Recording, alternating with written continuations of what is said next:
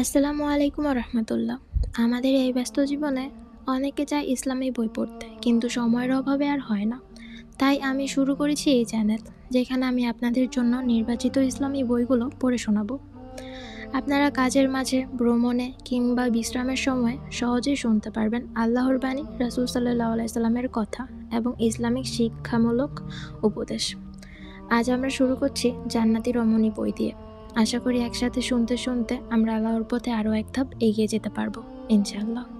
আজকে আমি আপনাদেরকে জান্নাতি রমণী বই থেকে ইলমে দ্বীনি বিষয়ক পড়ে শোনাবো। তো বইয়ে যেভাবে লেখা আছে আমি সেভাবে পড়ব। চলুন শুরু করা যাক।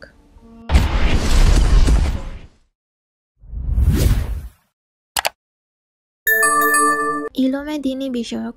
আল্লাহ তাআলা মানুষকে ঈমান এবং আমলের দায়িত্ব দিয়েছেন। এর মধ্যে ঈমান হলো প্রথম পর্যায়ের এবং বুনিয়াদি বিষয়। তাই ঈমান ও আমল উভয় বিষয় জানতে হলে ইলমে দ্বীন হাসিল করতে হবে। তাই ইলমে দ্বীন কিভাবে হাসিল করা যাবে এবং ইলমে দ্বীন হাসিল করলে কি ফজিলত পাওয়া যাবে, এই প্রসঙ্গে প্রথম আলোচনা পেশ করা হলো।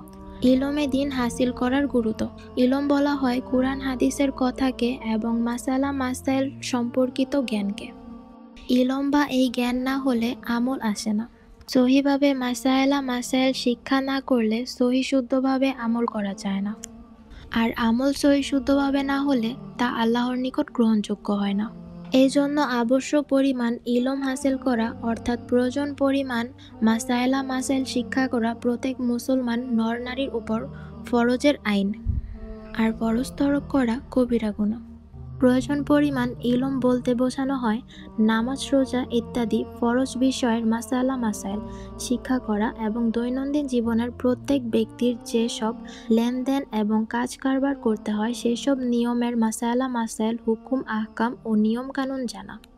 আমরা যদি নামাজ, রোজা, হজ, যাকাত, ওযু, গোসল ইত্যাদি বিষয়ের মাসালা মাসাইল শিক্ষা না করি, তাহলে আমাদের ফরজতর করার গুনাহ হতে থাকবে। হাদিসে ইরশাদ হয়েছে, তলাবুল ইলমি ফারিদাতুন আলা কুল্লি মুসলিমিন, অর্থাৎ সমস্ত মুসলমান নর নারীর উপর ইলম শিক্ষা করা ফরজ। দ্বীনের ওপর চলতে যতটুকু জ্ঞান দরকার তা শিক্ষা করা প্রত্যেকের উপর ফরজ।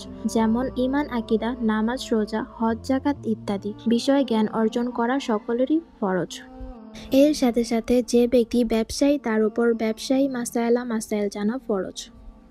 যে চাকুরিজীবী তার উপর চাকুরি সংক্রান্ত মাসায়েলা মাসাইল জানা ফরজ। যিনি গৃহিণী তার উপর ছেলে মেয়ে পালন, স্বামীর খেদমত ইত্যাদি বিষয়ের মাসায়েলা মাসাইল জানা ফরজ। এমনিভাবে যে যে লাইনে বা যে পেশা নিয়ে চলছে সে লাইনে চলতে গেলে তার জীবনের যা যা করতে হবে সেসব বিষয়ের মাসায়েলা মাসাইল জানা ফরজ। এই ফরজ পরিত্যাগ করার পাপে আমরা অনেকেই জর্জরিত আছি। আমরা অনেকেই যা যা জানার প্রয়োজন তা জানি না, অথচ সেটা জানা ফরজ। ইলমে দ্বীন হাসিল করার ফজিলত। কোরআন হাদিসের কথা এবং মাসালা মাসাইল শিক্ষা করার অনেক ফজিলত রয়েছে, অর্থাৎ ইলম শিক্ষা করার সওয়াব অনেক বেশি। নফল ইবাদতের চেয়ে ইলম শিক্ষা করার ফজিলত বেশি। হযরত আবু বকর সিদ্দিক রাদিয়াল্লাহু তাআলা আনহু এবং হযরত আবু হুরায়রা রাদিয়াল্লাহু তাআলা আনহু হাদিস বয়ান করেছেন যে মাসায়েলের একটা অধ্যায় শিক্ষা করা দ্বীনি ইসলামের একটা অধ্যায় শিক্ষা করা 1000 রাকাত নফল নামাজ পড়ার চেয়েও বেশি ফজিলত রাখে। 1000 রাকাত নফল নামাজের যে সওয়াব একটা বিষয়ের মাসায়েল শিক্ষা করার তার চেয়ে বেশি সওয়াব। যিনি শিখলেন তার এই সওয়াব, যিনি শিখালেন তারও সওয়াব। তবে তার সওয়াব একটু কম। যিনি একটা অধ্যায় শিখাবেন তিনি পাবেন 1000 রাকাত নফল নামাজের সওয়াব। কারণ একজনকে শিখালে আমল নিজের মধ্যে নাও আসতে পারে, কিন্তু যিনি শিখছেন তিনি তো আমল করার জন্যই শিখছেন। আর মূলত ইলমের ফজিলত আমলেরই কারণে।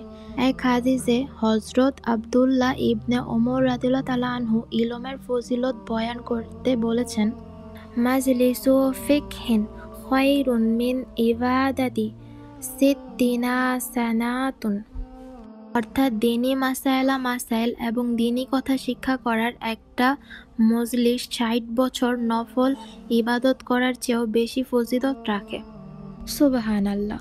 ইলম শিক্ষা করার একটা মজলিসকে 60 বছর নফল ইবাদত করার চেয়েও বেশি ফজিলতপূর্ণ বলা হয়েছে।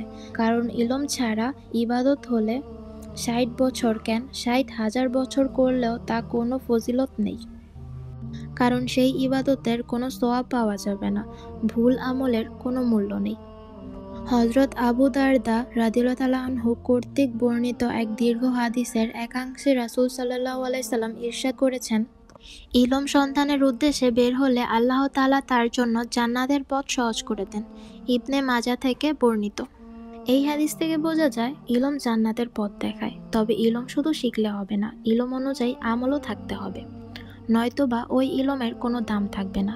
ইলম শেখার এত ফজিলত তো এজন্যই যে সেই অনুযায়ী ইবাদত করা হবে, সেই অনুযায়ী আমল করা হবে। ইলম অনুযায়ী আমল না করলে সেই ইলমের কোনো ফজিলত থাকে না। যাদের ইলম আছে আমল নেই, তাদের উদাহরণ দিয়ে কোরআন শরীফে ইরশাদ করা হয়েছে, তারা হলো ওই গাধার মতো যাদের পিঠে এক বোঝা কিতাব রয়েছে।